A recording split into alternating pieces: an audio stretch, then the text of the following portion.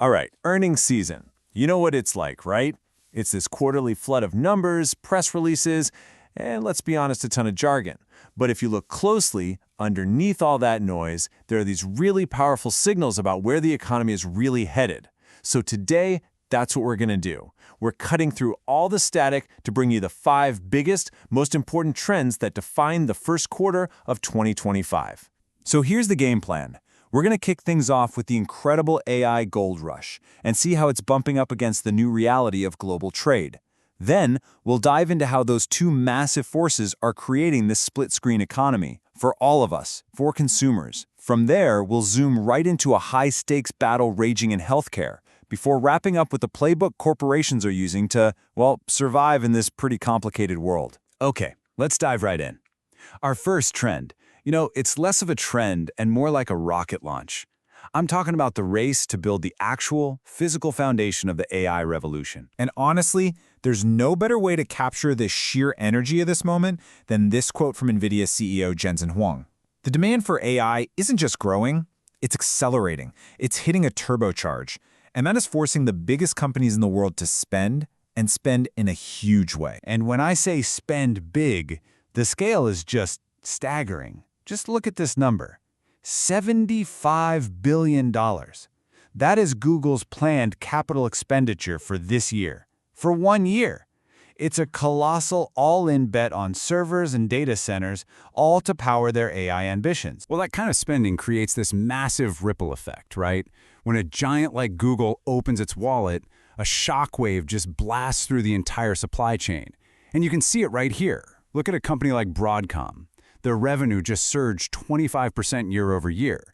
And it's pretty much all fueled by this insatiable demand for AI components. And this is not just an isolated thing. This is a coordinated, sector-wide arms race. You've got Oracle building these absolutely massive GPU clusters. You've got Cisco blowing past its AI order targets way ahead of schedule. Then there's TSMC cranking up chip production because demand is so strong. And Meta? They're already seeing their AI tools used by nearly 1 billion people. Everyone is building, buying, and deploying at a furious pace. But while the digital world of AI feels kind of boundless, the physical world is actually seeing new walls go up. And that brings us to our second big trend, this challenging new reality of global trade. This quote here from the CEO of medical device giant Abbott, it's just so telling. The entire mindset has shifted. Companies aren't looking at tariffs as some temporary political thing anymore. Nope.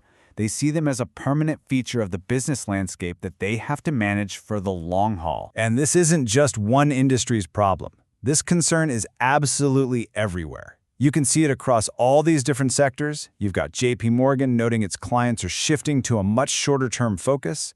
GE Aerospace is building more conservatism into its financial guidance. Cisco is actively modeling how tariffs are going to impact them.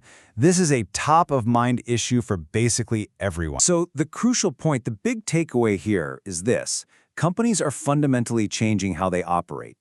You hear it from Eli Lilly's leadership, who said they decided years ago to move away from just pure efficiency and start building for resilience. It's not just about finding the lowest cost anymore. Now it's about security. It's about redundancy.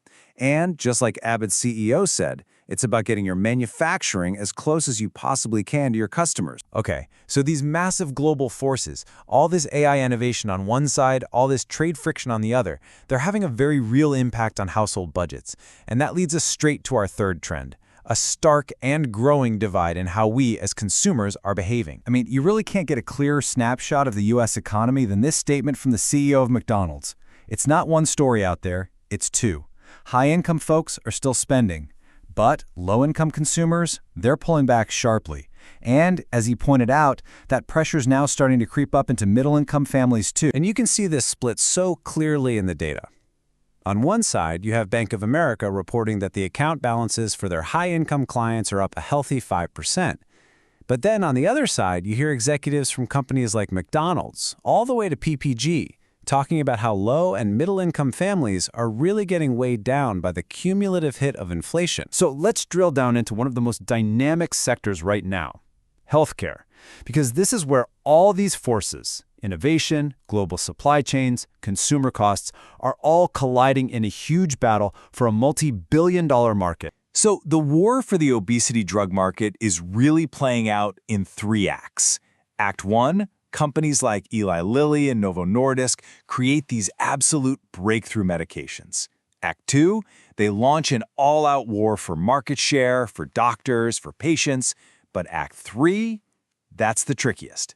That's where they have to face the powerful gatekeepers, the pharmacy benefit managers, or PBMs, who ultimately decide which drugs get covered. You can just feel the tension in this quote from Lilly's CEO.